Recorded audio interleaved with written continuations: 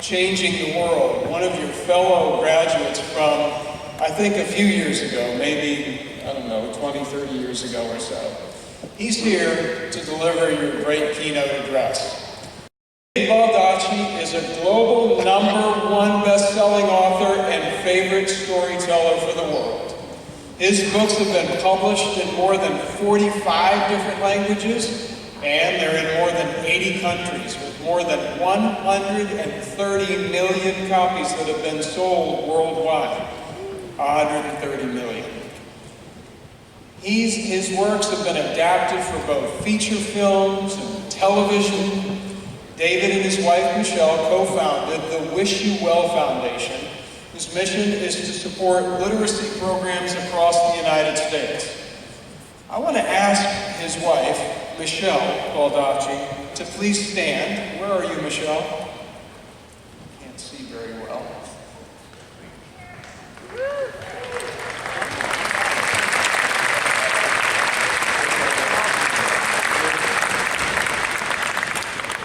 I wanted to ask her to stand so that we can thank Michelle also for everything that she has done in so many ways for David's alma mater, VCU.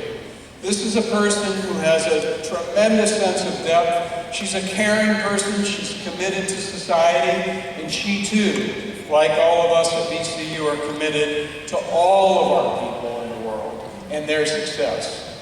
So Michelle, thank you very much for being here. Thank you for all of your support of VCU.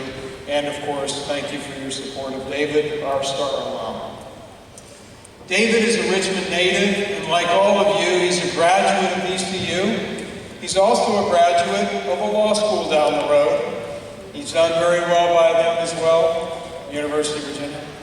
And David holds an honorary doctorate in Humane Letters from VCU, which was awarded to him way back about 18 years ago in May of 2001. So please join me in welcoming back to his campus David Baldacci, our keynote speaker. David, welcome.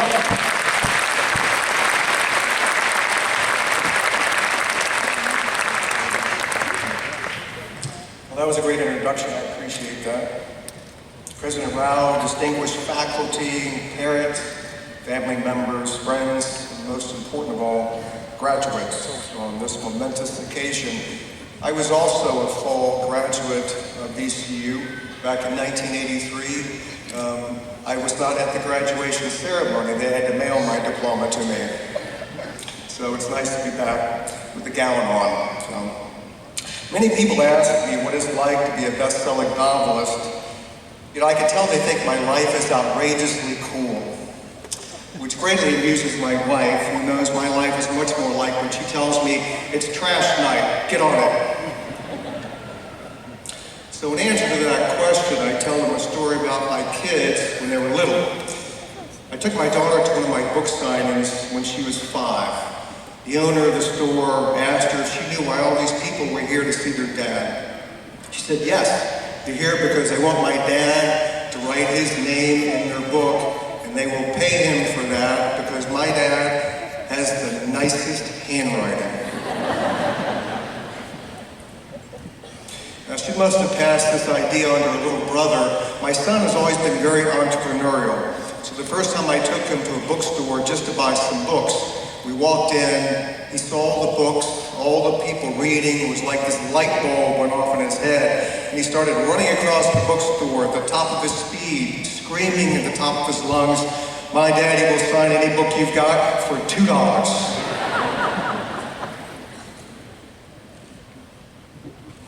You know, everything is so precise and planned out for young people these days. Just the right preschool, just the right number of activities. A 4.0 GPA is somehow looked down upon. This many AP courses, that magic target on the SAT. Things were a little simpler in my time. I had a fair GPA. I played some sports in high school. I took the SAT, I did okay. I set out some applications and I graduated from high school. In late August, my mother asked me if I was planning to go to college. I said, yeah, I was. She said, well, you better get a move on. I asked, when does it start? Tomorrow, she said. I actually registered that very same day and started taking classes at VCU the next day.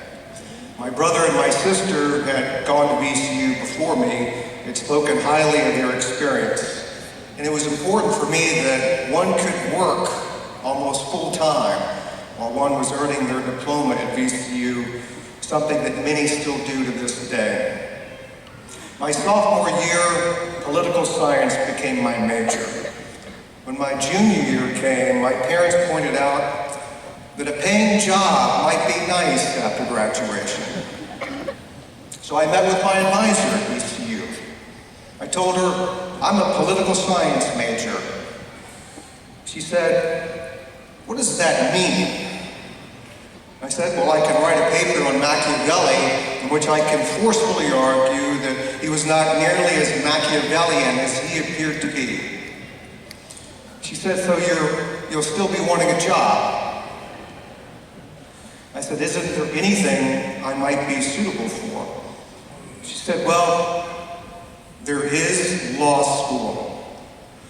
Many people with no apparent skills often go on to law school. What do lawyers do? I asked. She said, well, they dress in suits, they eat pretty well, they stand around and talk for hours, and they're paid by the word. Perfect, I said. Actually, I loved my time at law school, even though my classmates were all trying out for law review in Wood Court, while I was back in my little apartment writing short stories and daydreaming of becoming a writer one day. I graduated and started to work in Washington, D.C. I was a trial lawyer by day and followed my passion of writing late at night.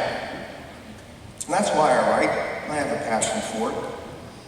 And make no mistake about it, passion is really rare when it comes to one's work. Unfortunately, most people never find it in what they do for a living. And thus, if you do happen upon it, be very loath to part with it because the chances are very low that it will come around a second time in your life. And please don't settle for something in life when you can reach for something else.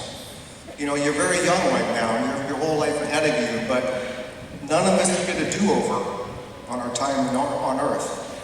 And don't forget, please, to have some fun along the way. But with that passion and that fun, I am duty-bound to say that you should try to earn some money, too. Your parents, I am sure, love you, but they also want to turn your bedroom into a he-she cave, so you gotta get out. Really. Not that I've had this discussion with my own kids.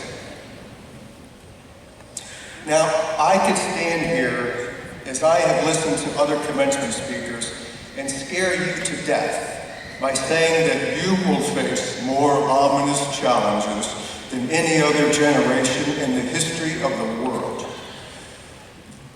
But look, I suppose if I were standing here in 1861, or 1941, or 2001, I could say the very same thing.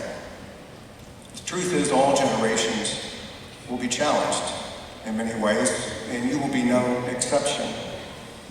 I have no doubt, and I echo President Rao's comments, I have no doubt that you will do many wonderful, world-changing things in your life. You will find cures for cancer.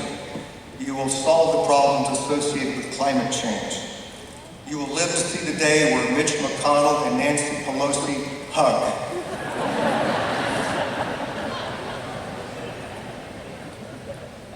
I was just kidding about that last part. None of us have lived that long. In that same vein, many esteemed scholars will tell you that politics today has never been nastier and more personal.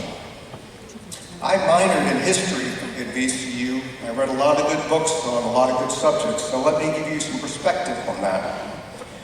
During the presidential campaign of 1800, Thomas Jefferson's camp called John Adams a, quote, hideous, hermaphroditical character, which has neither the force and firmness of a man, nor the gentleness and sensibility of a woman. In return, Adams' people called Jefferson a mean-spirited, low-lived fellow, sired by a term I will refrain from using today. Later, they labeled Adams a fool, a hypocrite, a criminal, and a tyrant, and Jefferson a weakling, an atheist, a libertine, and a coward.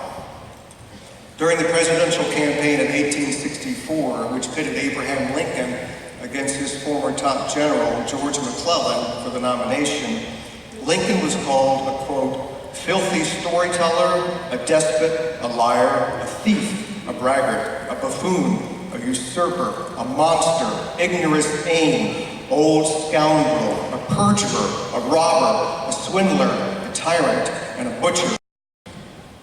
And those insults came from his own political party.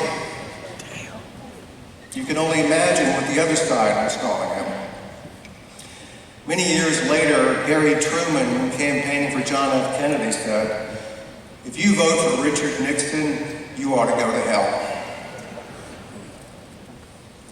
Now, with that said, there is an appalling rancor across the country today. We have stopped listening to each other and have become blinders-on tribes living in myriad bubbles across the country. However, disagreement will never equate with being un-American. In fact, being an American requires us from time to time to disagree, to dissent, to break off from whatever majority rules the day. As Thomas Jefferson famously said, the difference of opinion is not a difference of principle. The people who first immigrated to this land did so to escape places that did not tolerate individual thinking. Thus, both by default and design, we are not a country of one size fits all. Here we can safely worship a God of our choice or no God at all. We can be a hawk or a dove, pro-choice or pro-life, a fiscal conservative, a libertarian, a social liberal. We can fight against deficits and big government and still believe that the poor, the sick, and the undereducated are entitled to assistance and equal opportunity. I don't think it's one set of core beliefs or principles or values that makes America great. It's our individual diversity that makes us unique. Without that, America and what it truly represents ceases to exist. Indeed, some of the greatest events in this country's history have come from one person taking the path less traveled, or because one person stood up to a majority that she believed to be wrong. America has long been called a melting pot, and that's what we are, and always should remain. We've taken in the poor, the persecuted, the hungry, the huddled masses, my grandparents included, and we've done so for centuries. And we are far better off for it. We are a shining beacon in a sometimes bleak world. Certainly we have problems and issues like every other nation. But so long as we have people who love this country and believe in the many outstanding principles for which it stands, the beacon of democracy will continue to shine on for centuries to come. Now, the former Prime Minister of Great Britain, Winston Churchill, once said that democracy is the first form of government that we have, except for all the others. But democracy is a messy business and time-consuming because it requires building consensus, talking and listening to one another, and compromising. It cannot be a winner-take-all scenario. Yet sometimes people get frustrated and things seem to get a stalemate. They sometimes clamor for one person to step in and make all the decisions. That's why authoritarian regimes are sprouting up all over the world in 2019. History has shown us that every time that happens, a disaster of epic proportions follows. Dictators initially require supporters, but once they consolidate power, they only need followers. and the followers will have no choice in the matter.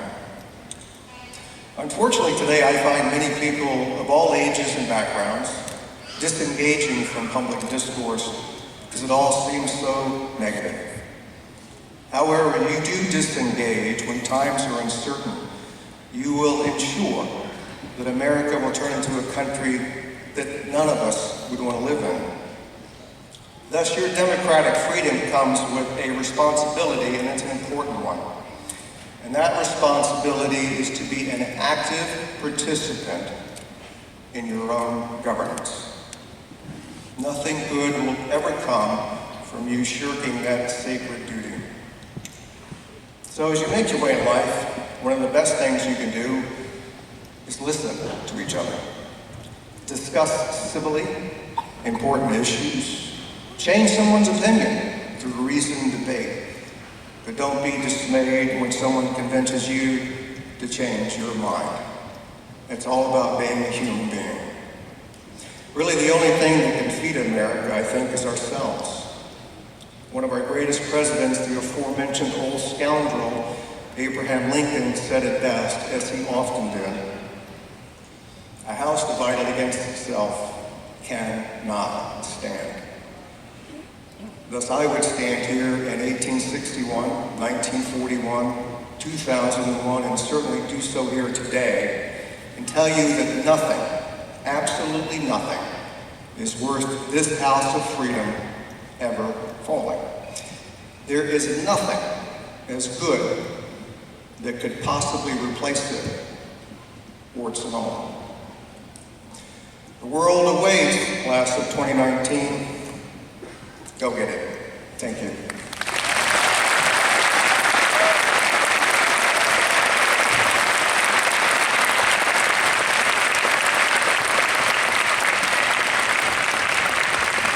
David, thank you for those great words of wisdom, and more importantly, thank you for believing in all.